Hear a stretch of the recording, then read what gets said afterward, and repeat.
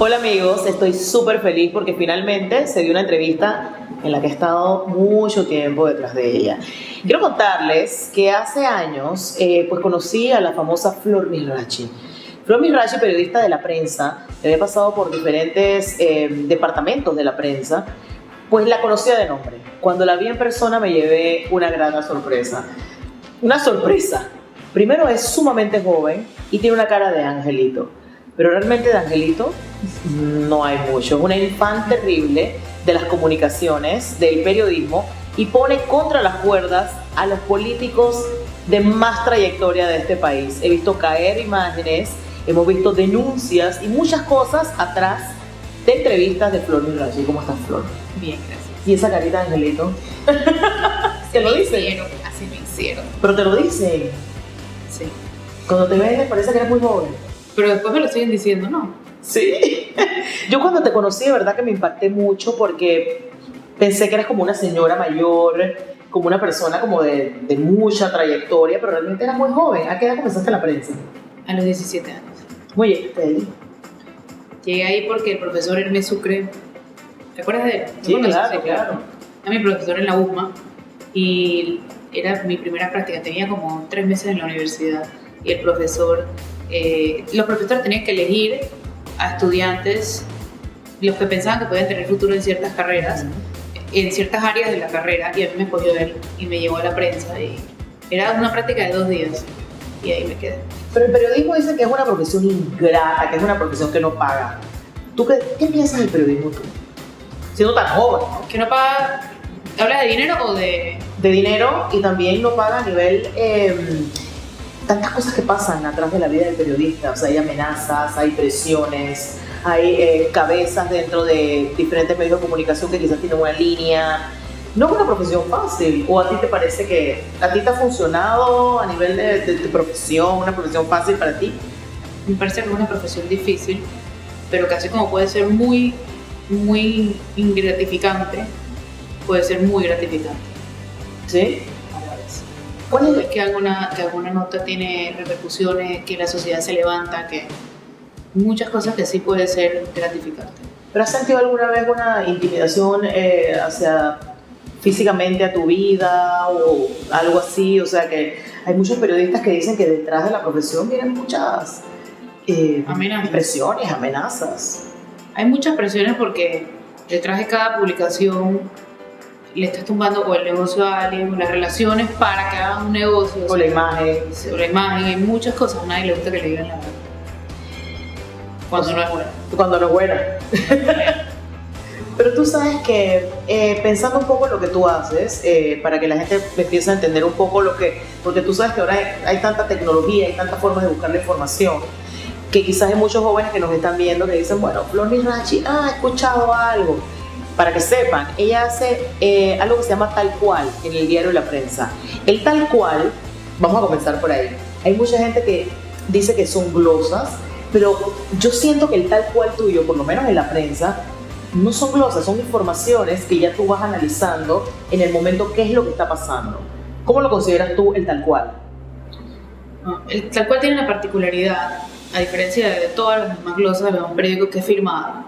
Claro, con tu nombre. Las otras son que no sé, se supone que es el director o alguien. Legalmente tiene responsabilidad. Las que no tienen firma, los demás medios también tienen obviamente una responsabilidad legal. Me han demandado.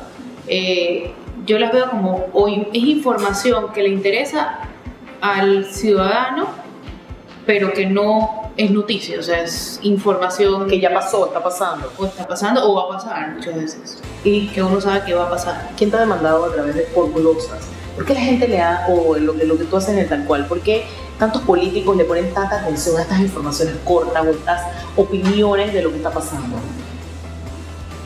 Se lee. Martinelli decía que eso no se leía y él las lee. Claro que las leen. O sea, lo que hacen todos los políticos en la mañana es ver el Tal Cual de la prensa. ¿Te genera algo de presión eso? ¿O tú responsabilidad? Cuando las escribes, ¿qué sientes al día siguiente? ¿Sabes que alguien te va a llamar? Me llama muy poco. Por eso. ¿Verdad? Para reclamarlo, porque es que no es reclamable, porque no es mentira, o sea, no hay nada que... ¿Quién es la persona que te echa un reclamo más fuerte con una glosa o lo que escribes en el Tal Cual? Zulay Rodríguez se pone un poco brava. ¿Qué tan brava se pone Zulay?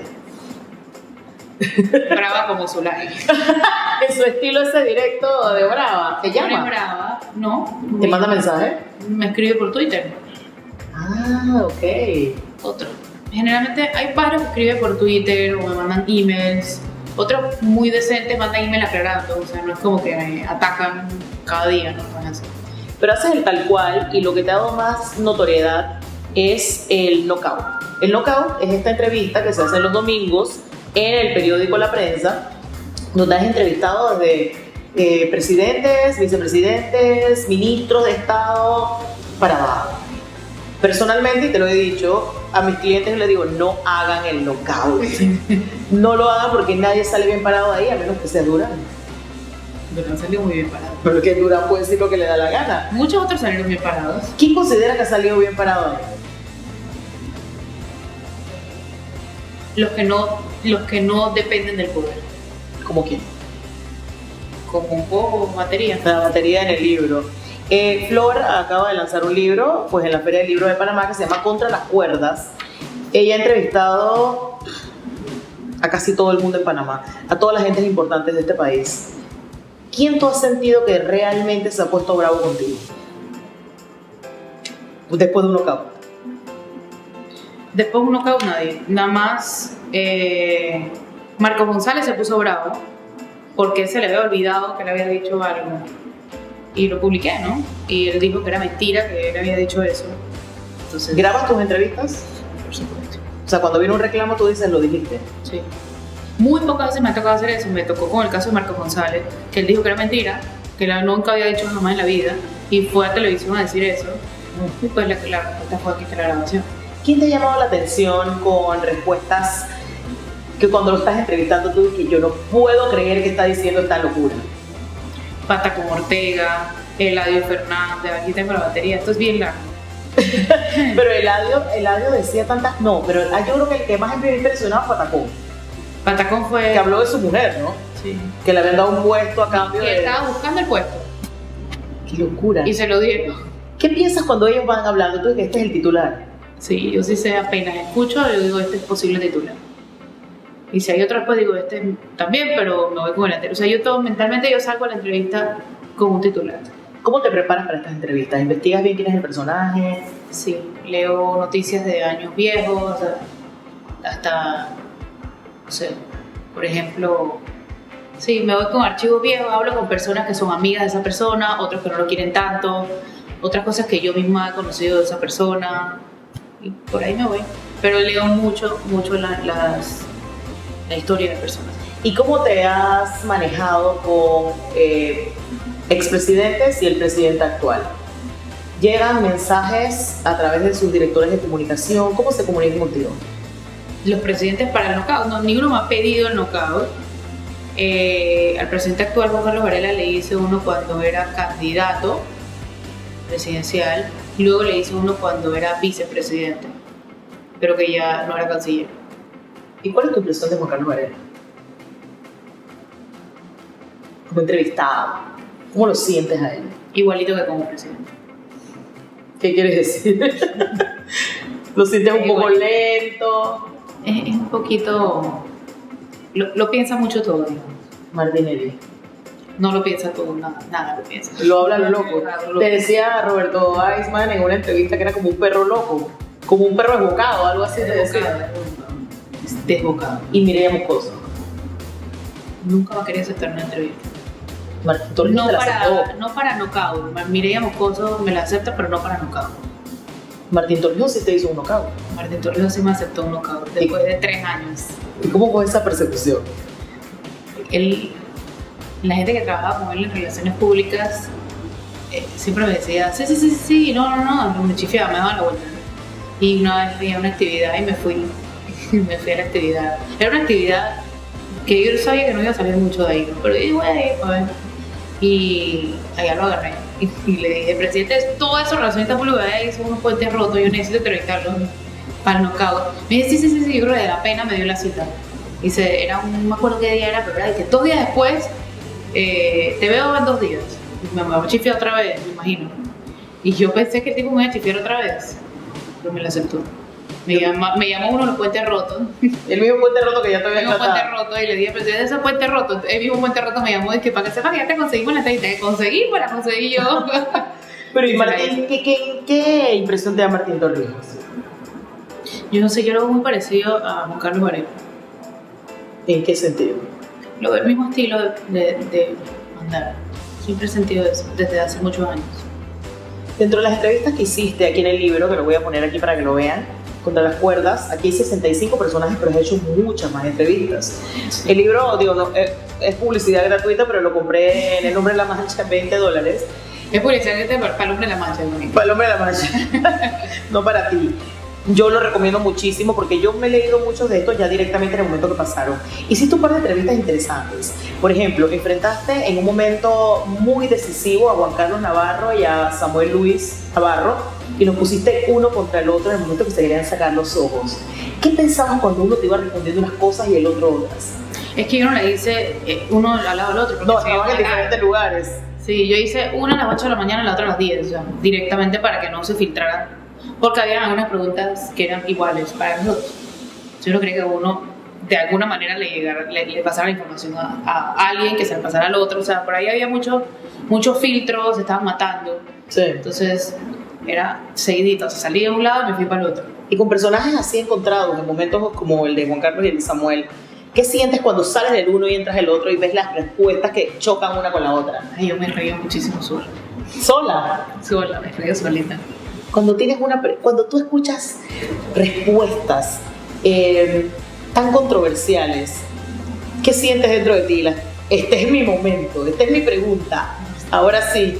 ¿Qué está pensando este señor? ¿Qué me dijo esto? ¿Qué está pensando?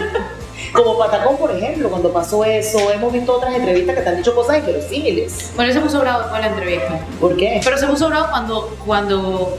Él no se puso bravo el día que salió la entrevista, él se puso bravo como el martes. Después que vio las críticas. O sea, ahí fue que se puso bravo. Bueno, y dijo que yo lo había buscado, yo quería que él respondiera a eso. Ahora, Flor, siendo honesto, tú también tienes tus preguntas, todas son muy incisivas, son preguntas que a veces a otros periodistas creo que les daría miedo pues preguntar. A veces hay cosas que tú dices que qué pena, pero aquí va. Aquí va. ¿No te da un poquito de pena? No, pena no, pero la trato de dejar al final, o las voy mezclando, ¿no? Una suavecita, y después más suavecita, y después otra así. Pero hay unas que dejo al final, porque si me botan de la entrevista, ya tengo la ¿Te entrevista. han votado alguna entrevista? No. Sí, me botaron una entrevista, un dirigente deportivo, y no me acuerdo si era Melitonza, yo no sé qué fue el del sujeto. ¿Alguno de esos? Uno de ellos me dijo que esas preguntas no las iba a responder y se pareció. ¿Qué piensas cuando un entrevistado te dice que esas preguntas pues no? Pues sí. Pues sí. Usted puede responderme, paso, no quiero, si quiero, cero, no me hagas esa pregunta, tú eres atrevida, bueno, lo que quieras. Pero la pregunta va.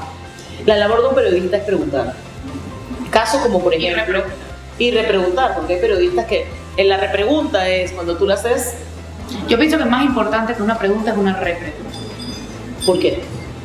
Porque en la pregunta te pueden dar la vuelta y en la repregunta la aclaras, necesitas aclararla. Creo que salen... Te delata más un entrevistado las repreguntas que las preguntas. ¿Quién no te gustó entrevistar? No me gustó por qué.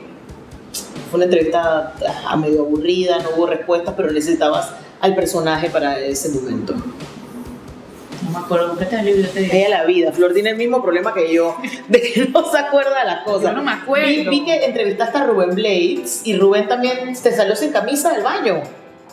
¿Qué tal? Bastante bien. No, mentira, está bien, digo. Para la edad que tiene, Bueno, tenía 60, pero pusiste que parecía de 40. parecía como 40, 45.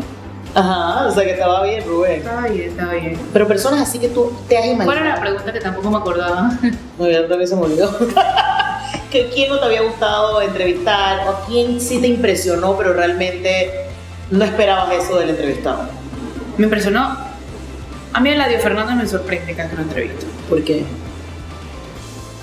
Porque no sé si es sincero o raya en lo cínico. O sea, y eso me pasa con muchos políticos. O sea, yo no sé, es como... Hay mucho descaro en el ambiente. Pero no solo con él, o sea, en general, con los políticos pasa mucho eso. Ellos en verdad se creen su cuenta muchas veces. Mira, hay alguien a quien yo le tengo muchísimo cariño, que es Pedro Meilán. Pero la entrevista que te dio Pedro Meilán fue increíble. Increíble. Yo me iba a morir. Yo decía, esto no puede ser. Estoy aquí, ¿qué es esto? Eso es como la primera vez que lo entrevisté. Ya después... ¿Pero qué quieres que le pasó a él en esa entrevista que te habló de una forma fue como si estuviera sincero, en su casa? Fue sincero. Quizás no pensó en las repercusiones de una entrevista como esa.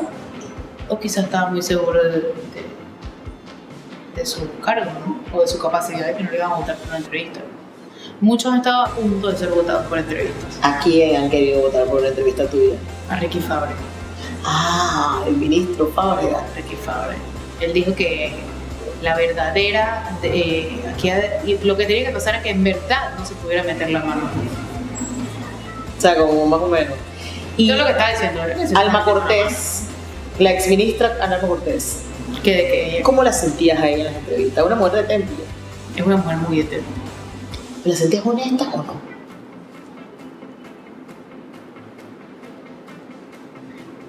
La siento que se cree su propio cuento. O sea, ella en verdad está metida en su papel. Es que yo siento que cada uno tiene como una película y cada uno en esta película, la gran mayoría la vemos igual, pero ellos la ven diferente, ellos la ven totalmente normal. Miren, les voy a leer algunos de los nombres que salen en el libro de Flor. Entrevistaste a Ubaldo Davis. A él lo he entrevistado varias veces, dos veces. ¿Qué te da la impresión de Ubaldo? Él tiene una mente privilegiada. ¿Te parece inteligente? Me parece inteligente, me parece creativo, eso no lo tiene todo el mundo. Me parece sarcástico, tampoco lo maneja todo el mundo. Pedrito Altamiranda dice que Pedro estaba medio alterado con las preguntas que le estabas haciendo. Pero ¿con cuál entrevista? Yo le he hecho, a él le hice dos. La que tienes en el libro, el 2012. Sí, porque él le tiene cariño a Martinelli. Por eso trataba de hacer suave la entrevista. Él estaba... Pero él es muy inteligente. Y maneja un nivel de cultura que este país no maneja mucha gente. En el caso de José I. Blandón, el alcalde, lo entrevistaste en un momento clave cuando él estaba de asesor de Bosco Bayani. Era un momento bien difícil. ¿Sentiste su asesoría con Bosco real o estaba buscando pues su beneficio? Ya estamos viendo que él ahorita está como alcalde, está haciendo un trabajo muy bueno, pero en ese momento, ¿cómo lo viste? Yo creo que lo asesoró y que de paso le sirvió. Pienso que todos los políticos miden, en verdad no solo de los políticos, más los políticos, pero en general la gente mide sus movimientos, por algo los hacen. Y digamos que siento que él los hace, pero que los hace bien, digamos. O sea, le sirven, pero también le sirven al país, digamos. Y Jimmy Papadimitri, por ejemplo. ¿Qué de qué? ¿Cómo sentiste a Jimmy Papadimitri en ese momento? Que era un momento, el último, cuando ya no estaba con el gobierno de Martinelli, sino que estaba asesorando algo que nadie sabía, sino que estaba atrás de la campaña de los últimos meses de Varela. Me parece muy inteligente. Eso es astutísimo. Eso es astuto, muy astuto. ¿Quién te cambió la percepción cuando lo entrevistaste? Había un Pamar. Pamar. Que te quedaste como que, pensé que era, por ahí leí también que tú decías que a veces cuando uno tiene altas expectativas, después cuando entrevistas a la persona, pues... Pero yo creo que he ido aprendiendo a dejar mis percepciones fuera de la puerta. ¿Se puede hacer? Creo que sí se puede hacer. Creo que es difícil, pero creo que es manejable. Porque uno como ser humano, si vas a entrevistar a alguien como Cheyo Gálvez, por ejemplo, ya uno quizás va con ciertas percepciones. ¿Cómo logras quitarte eso de la cabeza? Yo hago las preguntas. Yo les voy haciendo las preguntas y a ver qué responden. A veces lo hago como un reto personal. Vamos a ver qué opina de esta cosa que todo el país opina. Vamos a ver qué opinan de él mismo. O sea, lo veo como un ejercicio de averiguar más que de buscar. Que en la entrevista vayan saliendo repreguntas que se puedan sentir como ataques. Sí, seguramente, soy humano. Pero trato de dejar mis creencias y mis percepciones fuera. ¿Se puede? Yo creo que sí. Como periodista, porque a veces que no, la gente piensa que no. Digo, todos somos humanos, todos de antemano sabemos a quién queremos, a quién no, quién nos cae bien, quién no, pero trato de que eso no se proyecte en la entrevista. Entrevistaste a alguien que te tengo muchísimo cariño, un momento muy sensible, que es Agustín Clemán, cuando decidió hablar de su relación de pareja. Bueno, que se iba a casar, lo hizo a través de la Embajada de Francia, porque en Panamá el matrimonio entre el mismo sexo pues no se permite. Y él lo hizo público en medios de comunicación. Súper valiente. Cuando lo escuchabas hablar, ¿qué pensabas? Qué valiente. ¿Lo sentiste un hombre? Es sincero, es súper valiente. Yo lo admiro muchísimo. ¿Es dentro de las personas que más te gustó entrevistar? Sí. Él me huía. ¿Por Él qué? pensaba que yo como era judía lo iba a juzgar, más o menos lo iba a colgar. Dice, ¿Has tenido muchos, cuando no les gusta la entrevista o quieren hablar mal de ti, buscan epítetos que hablan de tu religión, tú eres judía? ¿Te ofende realmente? no, en lo absoluto. Pero te ha pasado. Sí, me pasó como ahí, ¿Qué dijo Correcto. el Correa? la judita de la Gestapo. Ay, sí, la judita de la Gestapo. ¿No sientes algo en tu corazón? No, la verdad que eso, quizás soy rara en eso, pero a mí eso no me parece que habla más de ella que de mí. ¿A quién te falta entrevistar? A los que vayan entrando, los que ya van saliendo, o sea, los que van saliendo de la vida política, casi todos los he entrevistado. Los que van llegando, no a todos, estoy esperando un poquito, por ejemplo, hay gente de este gobierno que todavía falta. ¿Este gobierno a quién te gustaría entrevistar que no has tenido la entrevista? De alguien que esté actualmente en el gobierno. No se me viene a la mente. Y de los otros, por ejemplo, Noriega, el presidente Martinelli ahora pues estando en otro lugar. Con Noriega sí, a mí me gustaría una entrevista con Noriega, ¿Qué le preguntarías a Noriega? pero no condicionada. O sea, me gustaría hacerle preguntas, hacer una entrevista que lo que vaya saliendo, ¿no? Iría a conversar a ver qué. Pero no tienes nada que le quisiera preguntar particularmente. Hay gente que habla, que dice dónde está la cabeza de Espada Fora. O sea, preguntas concretas al ex general Noriega. ¿Te atreverías a hacerle esas preguntas? Sí, me atrevería. Eso me ocurre en el momento, pero sí. Y si tuvieras que entrevistar a Miedo no me da entrevistar a nadie ni hacerle una pregunta a nadie. Yo soy Rosario, digo, que me da golpe, pero yo la hago. O sea. Sí, no. Trato de no hacer preguntas de la vida personal de la gente. Trato de respetar eso, a menos que ese factor o ese aspecto de esa pregunta, de ese dato de la vida personal tenga alguna relación con la vida política. Por ejemplo, nepotismo, el hijo de no sé quién nombrado, eso hay que preguntárselo aunque sea su hijo. Si no estuviera nombrado, no le toca al hijo. No nada que ver. Si tuvieras que entrevistar en este momento a Ricardo Martinelli, ¿cuál es la pregunta al expresidente? La primera que te venga a la mente. ¿Por qué a los hijos? ¿Por qué meter a los hijos? Ok, y a nivel de, ¿a quién admiras como periodista? ¿Afuera o dentro de Panamá? A Daniel Coronel y a Daniel Samper. Son dos personas que, pero, y de los periodistas que están de moda en Panamá, por ejemplo, los que ven en la televisión, los que hacen reportajes más de peso. Yo admiro a los periodistas de la prensa. Porque la gran mayoría de las investigaciones que hoy vemos como resultado fueron hechas por ellos. Los periodistas son muy valientes y muy valientes. ¿Has tenido que retractarte alguna vez? ¿Tienes alguna fe de ratas, por ejemplo? Muchas, muchísimas. De los knockouts no recuerdo en este momento. De las glosas sí, me he equivocado. Trato de equivocarme cada vez menos, pero me voy a seguir equivocando. Porque, Por ejemplo, en tal cual tú verificas la información que te están dando Sí. en varios lugares, sí. llamas, dices, verificas. Trato de pedir, por ejemplo, a una gente, le trato de pedir, si me dicen, estoy viendo a tal persona en tal lugar, toman una foto, necesito una foto. Si me están diciendo, hay una persona en tal lugar, yo trato de mandar a otra persona a ver si me hace el favor de ir, o si voy ir yo. Trato de verificar la información. Otras cosas, sí, generalmente trato de verificar la información. Cuando he fallado, es porque yo no lo he verificado bien. Yo he fallado en eso. Fallaba antes más que ahora. Era más inocente que ahora. Tengo un poquito más de malicia. Me falta muchas veces. Pero sí, cuando tengo que pedir perdón, no tengo que pedir perdón, lo pido en la misma columna, no en otro espacio que también se pudiera y sería válido también. Pero trato de darle el mismo espacio y la misma. Como es. ¿Cómo es?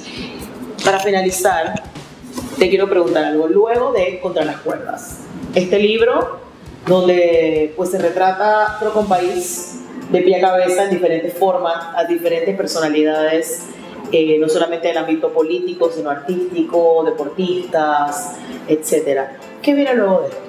Tengo una mínima idea. ¿Seguirás haciendo lockout hasta que... ¿Cuándo? Hasta que venga.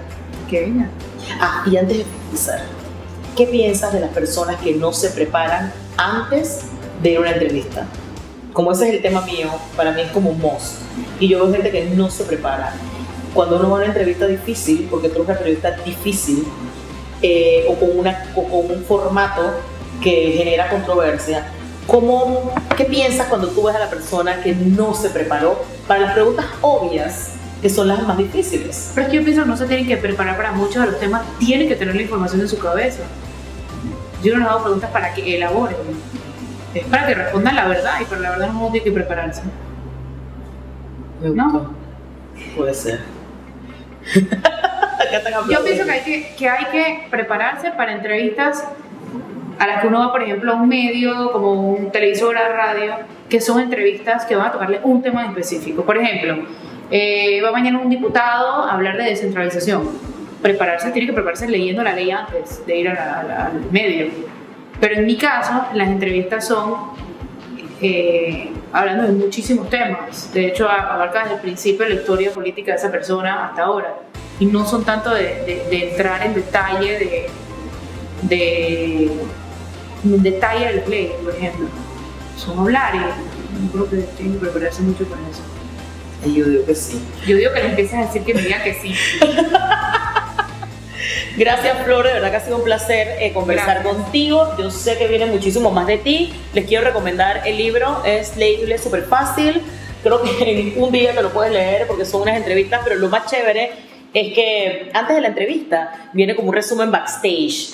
O sea, de lo que pasó, de que yo llegué y lo vi, y es como con Joaquín Sabina. Dice que el cuarto de Joaquín Sabina olía a tabaco, pero no a Chanel. Tabaco sin Chanel. Tabaco sin Chanel. Y cuenta cosas como, por ejemplo, que la manager y la novia, que tú no sabes cuál era la novia y la manager, porque había mucha confianza ahí. O sea, hay infidencias. Tenían autoridad, las dos. Tú sabes que las mujeres marcamos territorio, y las dos marcaban con Sabina. Creo que el libro tiene cosas muy interesantes, retrata este país de pies a cabeza, y creo que viene muchísimo más con una periodista pues de la talla de Flor, que es joven, es atrevida, es maléfica, pero es buena en lo que hace. Así que muchísimas gracias y gracias por Gracias, atenderme. thank you. Y me firmas el libro, por favor.